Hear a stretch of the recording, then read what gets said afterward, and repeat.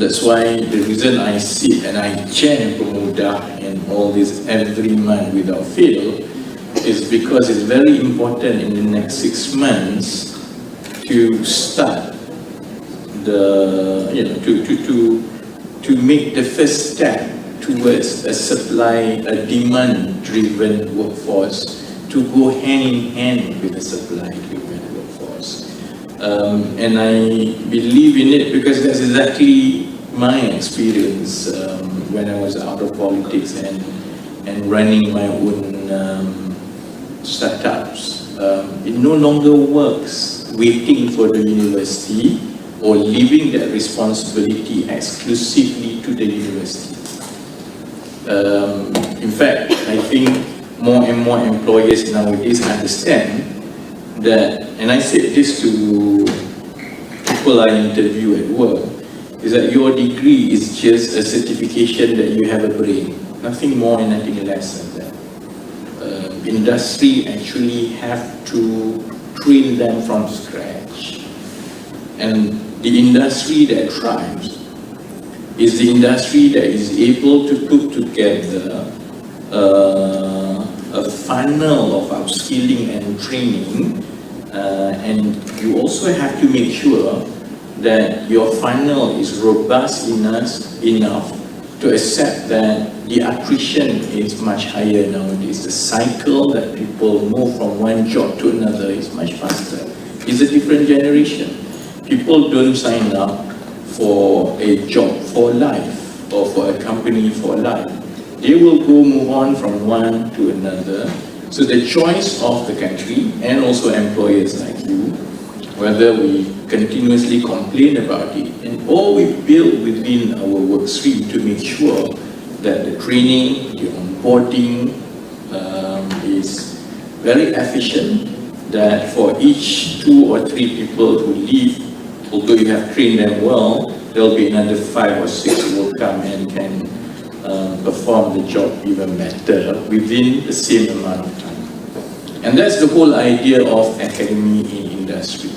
It is about building a parallel stream of workforce training and upskilling to make sure that our workforce, all the way from school leavers to eventually degree holders, have a choice to choose. Do I go to institution and get certified, or do I go and straight away join the industry and learn and get certified part and parcel? And that relates to me very well because that's also my stream in my career. I graduated as electronic and electrical engineer, but my first job was as an accountant, as an auditor. On my first day, I know nothing about debit or credit whatsoever. And my first day, after the first week of induction in the firm, you got sent straight away to a big audit. And you will be talking and getting information from the finance director, who was 20, 30 years your senior, and who had been a fellow of the Chartered Accounting Institute. He knew that you know nothing. And more often than not, you get bullied along the way. I spent the first 6 months basically learning from the work environment and the assignment and on-the-job training, although I didn't have this full concept about what finance or accounting or auditing was all about. Only after the first 6 months then I went to college for one week, just to cram everything, and those syllabus that university covered in about 1 year could be crammed to just 1 week. But the British felt that's the best way to train accountants, because by the time we went to the college for our so-called official syllabus, it made a lot of actually memory and things are so much easier.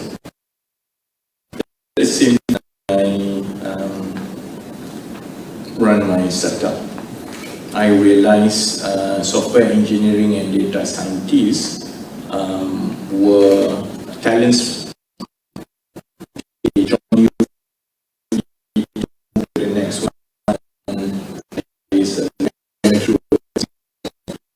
graduates who just had about 1 year or 2 years experience as software engineer but demanded 12,000 ringgit. And I knew they didn't know much. Which is that, you had a dagger put to your neck, you needed them. If you don't take them, that position continue to be vacant and it affects the business. So do you take them or not? Over that 2-year period, I realized as well that basically those trained through the formal institution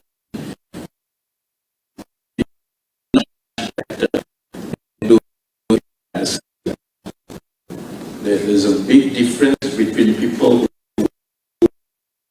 education, certification,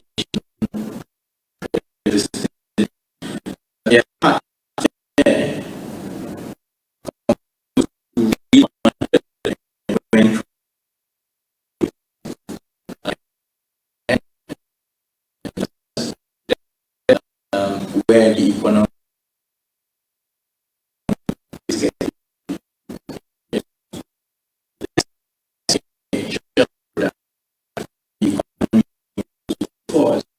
Is how we allow such talents and skill so that they can learn.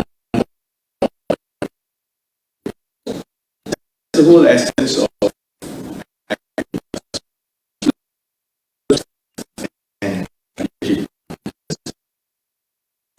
will and what you are doing with them, because it's important nationally, and I don't want this to be just a lip service, or I don't want this melepaskan batuk di tangga, because as I say, we stake,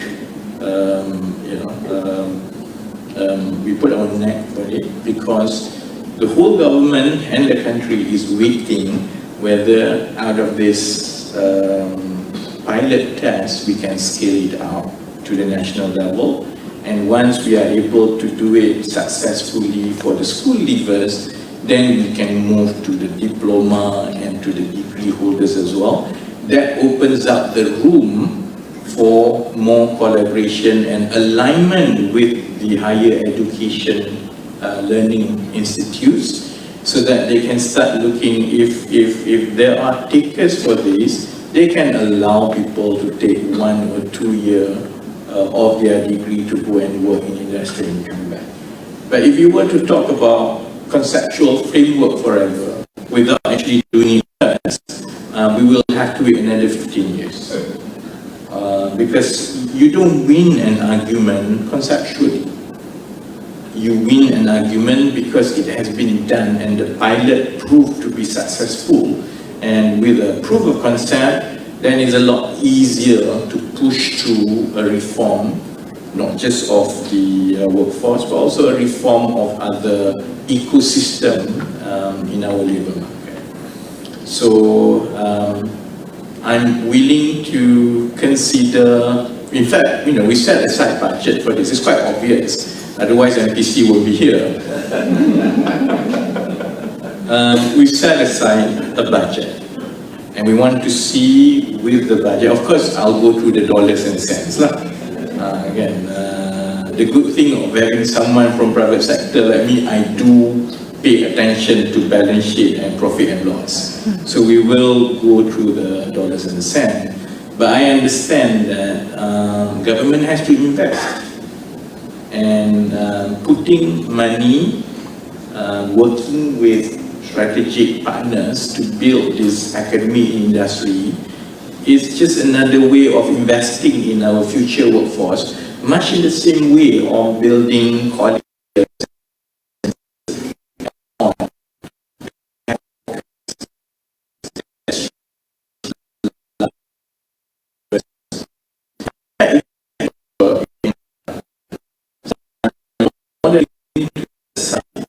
But you want to make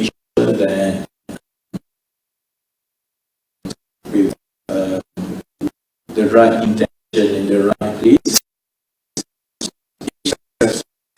it will form a major reform of our workforce and part and parcels of the labour market reforms that we are looking at. I've given my commitment to MPC and my ministry that if you need me to sit down with any other agencies to expedite this, for example, to see how we can simplify the certification process, I'll be willing to do it. If the last time kita duduk going through scaling up of academy in industry, I think about 1 week ago, we went through quite, late at night, beyond the normal hours, quite obvious. So if I have to sit down with more agencies just to get their commitment that we will shorten and simplify the certification process, we will, because it's important to get it done properly. So I will go through the details, the dollars and cents, the detail, the progress. The good news is you get all the support. The bad news is that time is not on our side. So we have to get these students employed and placed very quickly. And it's just the right time because SPM was just announced. So we need to capture that crowd. And hopefully in the next 2 months, we see early fruits of this initiative. And then that will allow me to go back to the government to scale it up nationally. We have our work cut out for MPC and my ministry and the Secretariat. The challenge is to get 200 employers ready for certificate or certified by mid-August, because we can't scale up if we don't have enough employers certified to be part of this program. And once we are able to do that, I have no doubt that we will get the stream of school leavers wanting to join this. Jadi, with that, I think that's quite clear. I don't usually go with a speech text prepared. It's quite direct.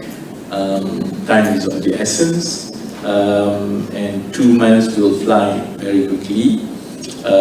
Then after this, we'll focus on recruiting and getting the school leavers to start the training with your companies and institutions. And I wish you very best, because otherwise we will have a problem in terms of justifying the kind of money I'm asking. So, we do, of course, within government system, we have to fight for the budget. We do state a claim that academy and industry is a flagship labour market reform. It's important, and government must allocate the right budget for it, but it pretty much depends on how successful we are with the first 10 pilot strategic finance. So thank you very much. You're doing a good national service, and most probably you will not see the immediate fruits of that good intention in the next 5-6 months. But I hope you take comfort that if it works out well, it forms the basis for perhaps the biggest attempt to pivot our workforce training from the age-old supply-driven, getting closer to the demand-driven that we do. With that, thank you very much, and we all will be signing that little dots after this. Assalamualaikum warahmatullahi wabarakatuh.